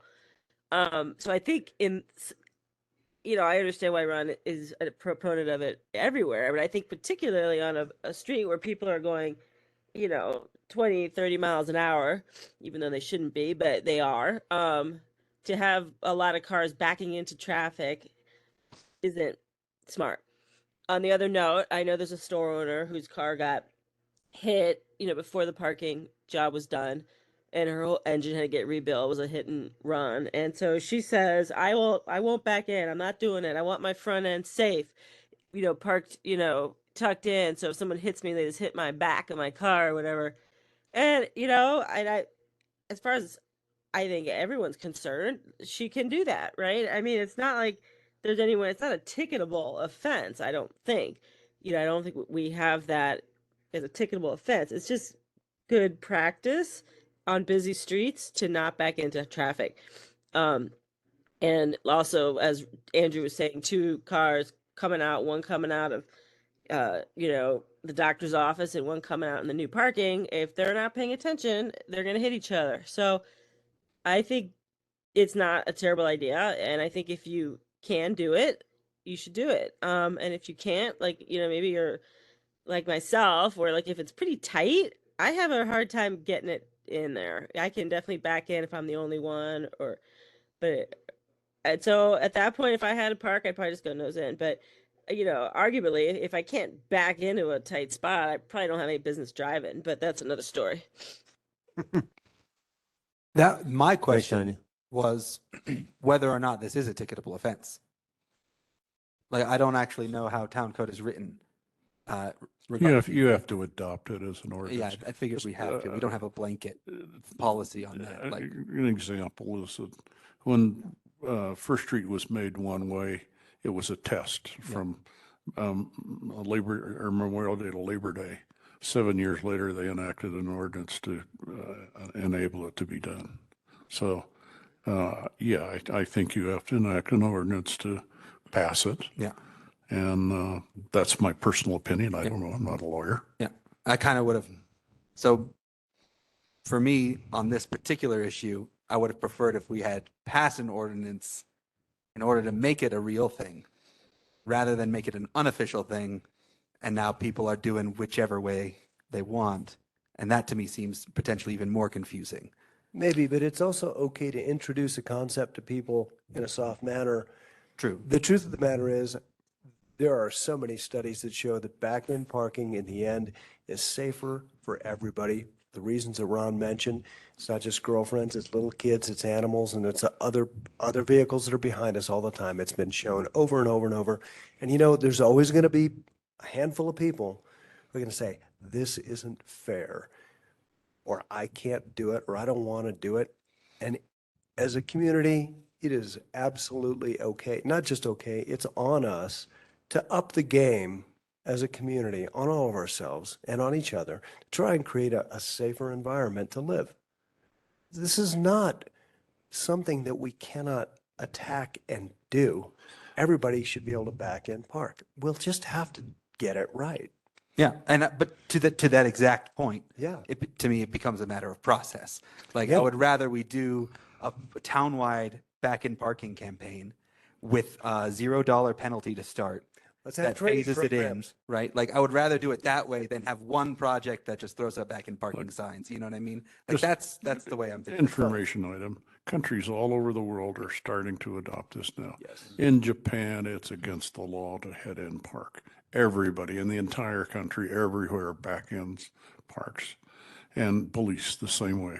Smaller countries that have tighter spaces are doing this. And it's, I am sure in 15 years, 20 years, it's going to be worldwide. Well, just that article of back-in parking and the correlation to economic growth, that for me, it is the deferring of instant gratification. And the marshmallow test is so frequently impounded in my head from, psychology and school and everything. But, to Scott's point, we are here to sometimes up the game, and folks may not be aware that delaying that instant gratification pays off in ways you don't even think about. It's okay for us to help each other improve. Yeah. Again, to me, it's not the concept of back-in parking. It's just how we're implementing it. And I want to be able to implement it in a coherent way that doesn't throw people off, confuse people, or piss people off. Because I don't want people It's not. still going to piss people off, Yes, but Still. if it's a townwide thing and not just on 4 spaces where they're like, why should I have to do it here if I'm not doing it there? Like these kinds of things. And in some Because places, Big Springs Drive is so busy is a good reason why. If someone's like, why Yeah. here? Versus, First Street's busy too. Yeah. That would be great, but there's really not enough room to navigate it so much the way it's set up with. Well, First Street's got the angle, so that's Sometimes they've First got Street, the angle's the wrong way. it's the wrong angled way. It should be downhill. angled the other way. Yeah, if it was back in. Yeah, but it's not like we couldn't do that. You could. I'm just also mean because of the delivery trucks that are often parked there, and it just, but sure, if you want to do it everywhere, I feel like there's a good argument for why it's on Big Springs, but not everywhere. Yeah, no, I think that's absolutely fine. But again, to me, it's process. Like I would rather we would have debated it in a public way where everybody kind of sees what we're doing, whether they're mad about it or not. They know that it's happening and they're just going to have to deal with it. And they know that we're going to phase in, eventually we're going to phase in a fine. Barb, assign a parking editor. Let's get somebody on the story. I did want to ask real quick, Miranda and Mark Hall are on. I'd like to get town's perspective, just if you even have anything you want to add.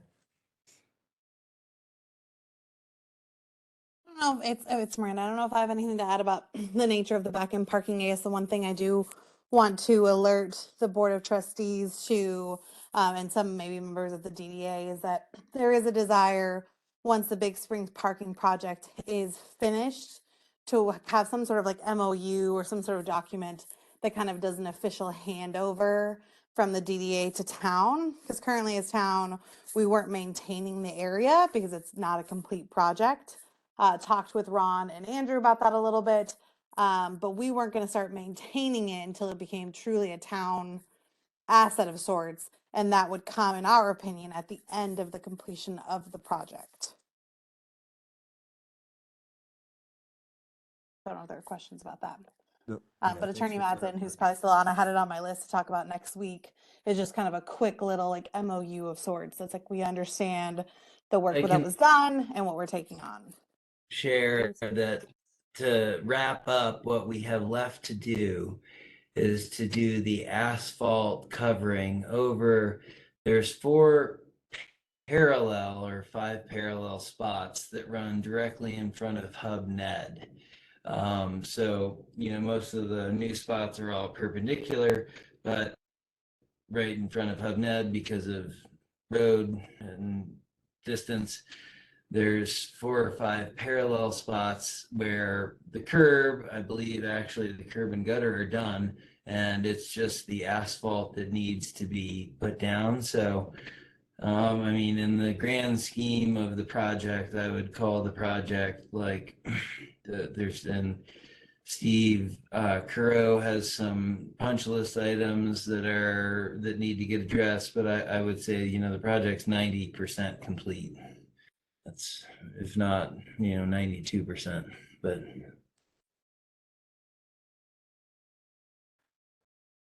Thanks, Andrew. Appreciate that update. Any other comments on back-end parking on Big Springs? Otherwise, we can move to our final discussion item about where things are at with the CD. I just want to say thank you guys for pulling that project off. I think it's great. It's amazing. It's exactly what I hoped it would be. It was a very cooperative effort. It does look great. Thank you. Let's see, the aim on, so our last item is providing an update on the NDDA Certificate of Deposit, CD. Has here Ron and Andrew would give us a little update. Well, this is not a new concept. This is lines of credit are taught in every business school. You have to back it with something, and usually you back it with a reputation of having made good payments as a business. We have the unique position that we have cash to back our certificate. We use the certificate deposit to back a line of credit. Line of credit is a way to give us leverage to borrow money as long as we can prove to the bank that we can pay it back. Well, of course, if they have cash to back it up, they're going to give us a loan, no problem, whatever. The question is then, would they trust us to give us a line of credit more than the cash and we've given them to hold? So if we establish this early, before we do any kind of project, before we have any really thing to, and we borrow money and we pay it back, even in small increments, we're telling the bank that we're serious about doing this, and our line of credit might be extended to $2 million instead of $500,000 if we have a history of paying it back, and we also have a project that has sufficient revenue to pay back more than our guarantee of cash behind it. So I hope that makes sense. Does that explain it? It does, yeah. Yeah. And we were just, I think this was put here, to both define the value of that and also just give us an update on how that last the deposit went. Value depends on how you administer and manage your finances. Okay, you can't, if you are 1 day late, that's a blemish on your credit. If you pay a week in advance or 2 weeks in advance when your payments are due, the bank is to say, wow, this is a great customer. We know we can rely on them. We're going to be willing to loan money, where they make the decision. In a line of credit, you don't have to go to the bank and explain all the details. You make the decision and you borrow the money because you have the reputation of having paid it back on time for a long period of time, possibly years. So these are things that can't be done overnight, and they have to be done systematically, and they have to be done with knowledge of how to do it. We have a credit line now? Or We how, do. where is it at? And I'm going to propose at our next meeting is that we start another line with another bank, because we will have enough money by next year, when taxes are due in March and April, to end up, I hope, within the next 3 years, $1 million kitty that would, again, it's how you manage your money. You have to understand how to do it. Maybe a $3 million line of credit that we can pay back. And I don't care what the project is, but it has to produce income. That income goes to pay back the loan.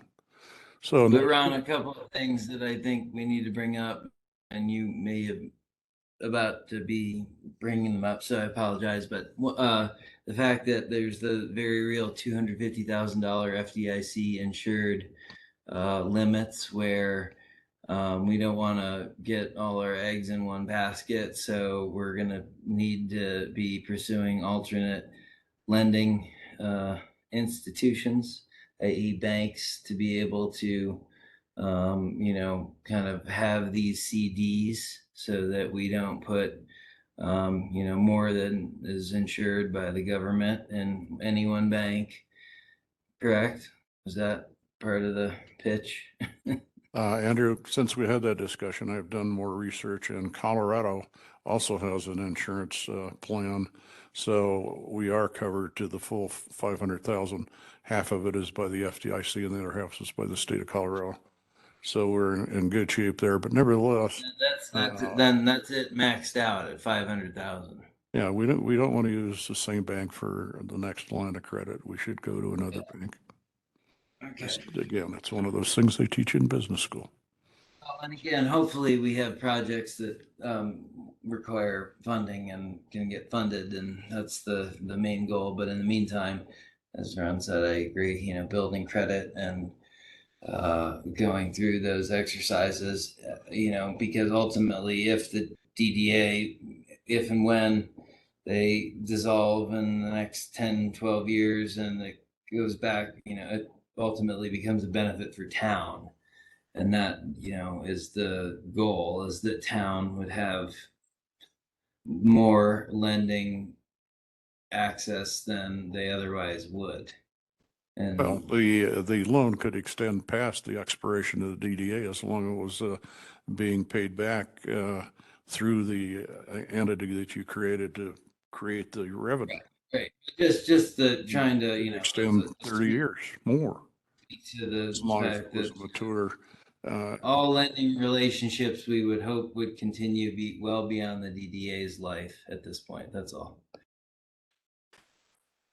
Appreciate both those ways of I'll tell you why I'm doing this. This is a plan that is different from what is actually in the statute, but it does not violate the statute. Yeah. Okay. Yeah. So I'd like to note that there's also taught in business schools the downside of leverage. You have to make sure that the assets generate the revenue and the income to pay down the debt in time, every time. And if we can't generate the revenue, then taking out the debt will not be productive. Yeah, it's got to be a slam dunk project. This is, yeah. Just because we can do it doesn't mean we should do it. We have to generate the revenue. Okay.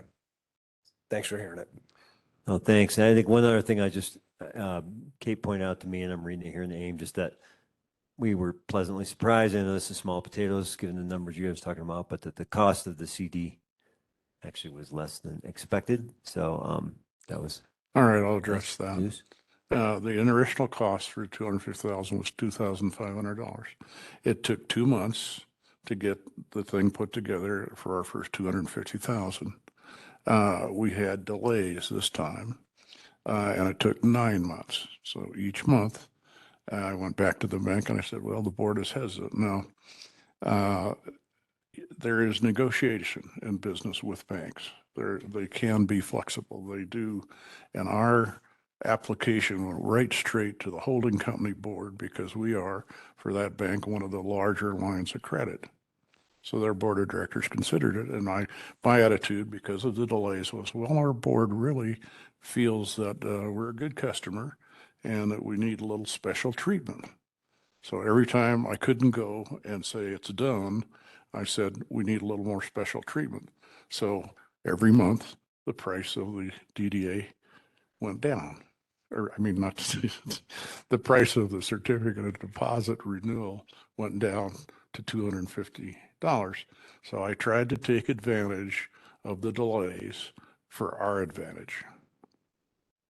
Everybody understand how I did that? Appreciate it. Yeah, it's good to get that Does- extra Does that info answer on the why. question? Yeah, it was more of an update that I was asking about, or that I was bringing up, but yeah, no, it's great to learn the why.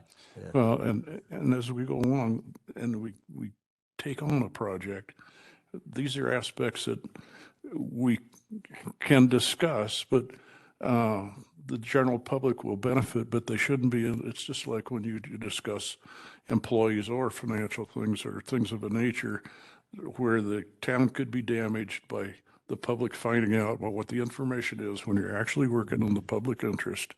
Those kinds of items of negotiation need to be private until the deal's done.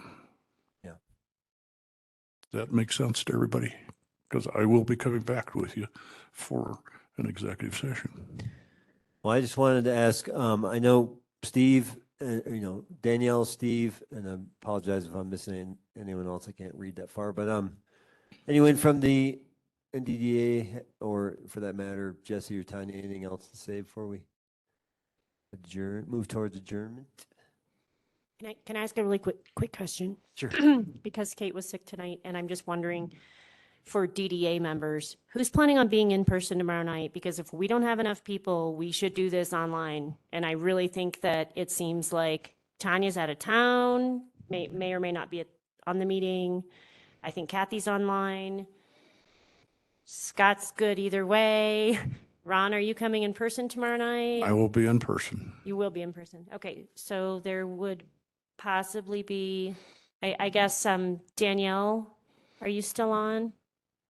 I'm still on. I think Are this meeting has been absolutely wonderful. Thank you guys for setting it up. I've been low on energy, so I am staying online. Okay. Steve Roundtree?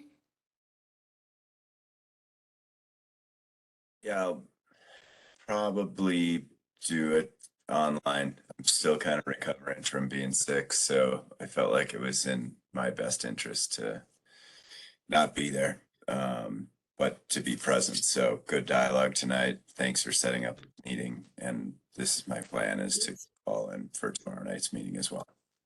Great, thank you. And Andrew? Yeah, I think I'm best still. I tested, I mean, COVID was like a week and a half ago, 2 weeks ago, but I still tested positive yesterday. So I'm going to just stay home and do virtual. Thank you for staying home, Andrew. Macy, it sounds like there's 3 of us that could possibly be here, so I say we need to call it online. Thank you. I would agree. Thank you. I appreciate you taking quorum just now. It was really like, did I miss anybody? Because I can't read the names because they're too far away. So, but it's I don't see anybody else popping in that they're going to be in person. Catherine said online. Okay. Yep. So I think that would only be 3 in person. So I think it would be better for us to be online tomorrow night. And thank you everyone for that did make it out and did make it out online and everything. It was a good meeting. Yeah, thanks a bunch. And just to give me a heads up, I want to just say, we're all volunteers. We appreciate everyone coming together. And it was a good collaborative meeting, and it sets a good tone for a spirit of collaboration between, our first discussion item, the collaboration between the NDDA and the BOT. And thank you for your time and your energy and your input and for us working together. Great. Thank you, Billy. I'd like Thanks, to point Bill. out that we had a consensus without a vote to extend the meeting. It's 9:30. Right. Yeah. Oh, ours are not limited by before 10, right? Right. That Yeah. was Oh, what I I had thought it been. was Yeah. I had checked in on that a little earlier. And Yeah. that's what I had. 10 o'clock, we have to extend. Yeah. All right. Yep. Thank you. Are we good? Do All you right. call for an adjournment? I make a motion to adjourn. I don't know. How we... Second. Aye. All right. I. Have a good night. Macy, do you want to take the ayes? Yeah, that sounds good. I mean, roll. So starting with the Board of Trustees, we have Mayor Billy, Yes. Trustee Corvalon, You lost a few people online, so you might want to just do ayes. Anyone, maybe just ask if anyone's opposed. Might be easier. They're like later. It's unanimous. Does anyone I want to keep think you can collaborating safely until tonight? assume you adjourned because you lost a whole bunch of people right towards the all end. right. Yeah, let's not do a speaker's election. So we adjourn this meeting at 9:26 p.m. Sounds great. Thanks, everybody. Have a good night out there. Get better, all you folks. We're sick.